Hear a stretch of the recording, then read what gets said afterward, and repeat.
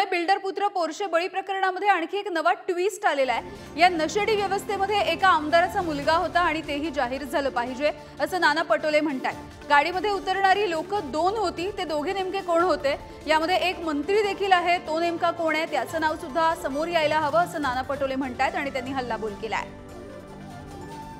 या सगळ्या नशेडी व्यवस्थामध्ये एक आमदाराचा मुलगा सुद्धा होता, तो कोण होता तेही जाहीर झालं पाहिजे, ते पण माहिती आली पाहिजे पुढे।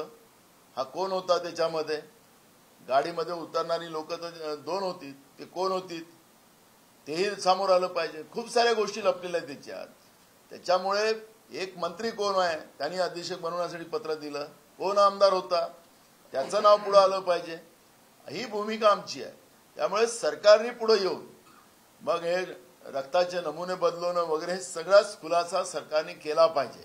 आमचे मित्र देवेंद्र फडणवीस ते वकील आहेत पेशानं, मग या अशा जे गुन्हेगार प्रवृत्तीची जी लोक आहेत, जे लोकांना चिरडून टाकतात, ड्रग आणि दारू नशेच्या याच्यामध्ये ज्या पद्धतीनं जे एक दहशत निर्माण या महाराष्ट्रामध्ये निर्माण केली आणि त्यांना 10 तासामध्ये बेल मिळवून देण्याचं काम, त्या डिग्रीचा उपयोग त्याच्यामध्ये राज्याचे गृहमंत्री करतात आहे का? खरं तर काँग्रेसची भूमिका याच्यात स्पष्ट आहे की तातडीनं देवेंद्र फडणवीसनं आपल्या पदाचा राजीनामा दिला पाहिजे।